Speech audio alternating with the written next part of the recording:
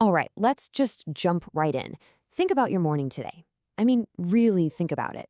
From the second you opened your eyes, how many things did you do on pure autopilot? Brushing your teeth, the way you make your coffee, the route you take to work. How much of that was a conscious choice? And how much was just habit? You'd probably be surprised by the answer.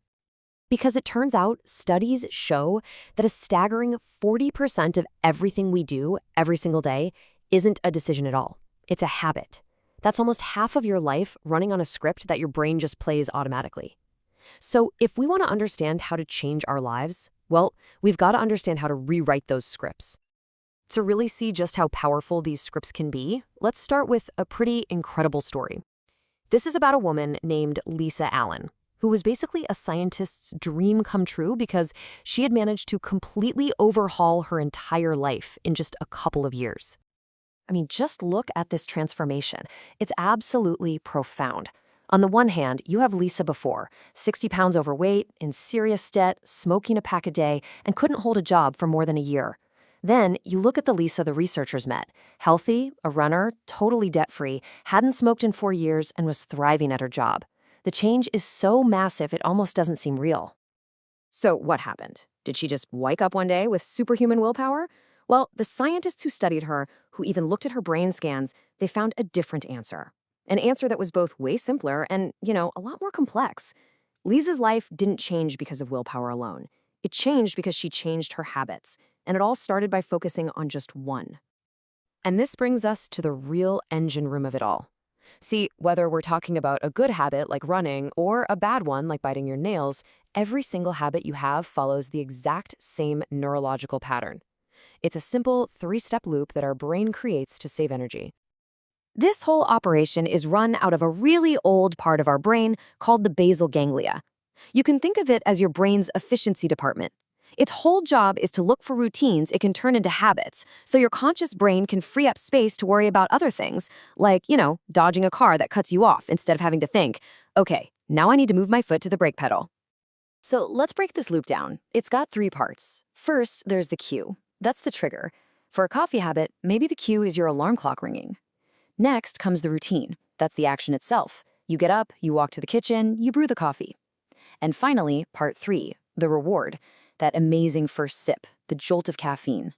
That tells your brain, hey, that was good. Let's remember this loop for tomorrow. Now here's where it gets really powerful. As that loop gets stronger and stronger, your brain actually starts to anticipate the reward. The second that cue hits, you don't just go through the motions. You start to crave the reward. And that craving, that's the real engine that drives the whole loop and makes it so automatic. Your brain isn't just following a script anymore. It's actively pushing you towards that reward.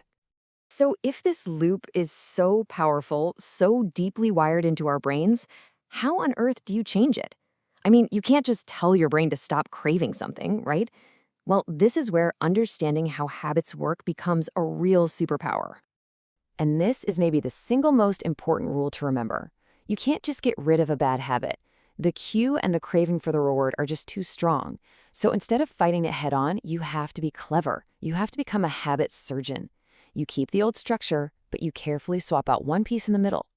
And this is it, the golden rule of habit change.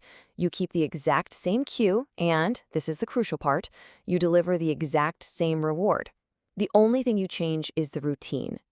By keeping the start and the finish line the same, you can actually hijack that old habit and rewire it to do something much, much better, all while satisfying that original craving. Let's make this real.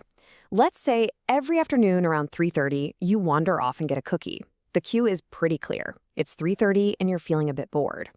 The routine is going to the cafeteria and buying the cookie. But what's the reward? Is it really the sugar? Or is it the 10-minute break, the distraction, the chance to chat with coworkers? If you figure out that the reward you're actually craving is the social break, you can change the game. Keep the cue, 3:30 p.m., but instead of the cookie routine, insert a new one. Walk over to a friend's desk and chat for 10 minutes. Boom, same cue, same reward, but a totally different and better routine. Now it gets even more interesting. It turns out that not all habits are created equal. Some are more powerful than others. Some habits, when you change them, acts like the first domino in a long line, setting off a chain reaction that starts toppling other habits all over the place. These are what we call keystone habits. A keystone habit is that one core behavior that creates a ton of small wins and new structures, which then makes other positive changes feel almost effortless. It's like finding the master switch. For Lisa Allen, the woman we started with, her keystone habit was quitting smoking. That one single change created a cascade of new routines around exercise, diet, and even her finances. And this doesn't just work for people, it works for huge organizations. When Paul O'Neill took over the company Alcoa, he got up in front of all his investors and said his #1 priority wasn't profits, it was worker safety. Wall Street totally freaked out. They thought he was some crazy hippie who was going to sink the company. But safety was a keystone habit. To make the company safer, departments had to talk to each other better. Better communication led to more efficiency. By focusing on that one thing, O'Neill transformed the entire company culture, and yeah, profits ended up hitting record highs. And we see these everywhere in our own lives. Research shows that regular exercise, a classic keystone habit, naturally leads people to eat better and be more productive. Families who just make a habit of eating dinner together tend to have kids with better grades. Even something as small as making your bed every morning is linked to a better sense of well-being and stronger financial discipline. These little routines create a framework for other good things to grow. So when you pull it all together, when you really understand how these loops and keystone habits work, you arrive at a pretty fundamental truth. Our habits are not our destiny. They might feel automatic, but they are not inevitable. The psychologist William James wrote this more than 100 years ago, and it's just so on point. Our lives really are just a mass of habits, all bundled together.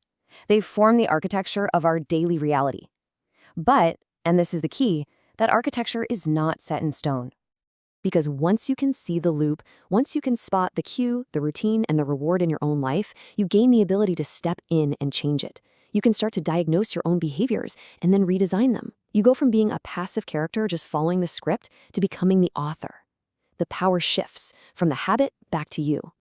So I'll just leave you with this question to chew on.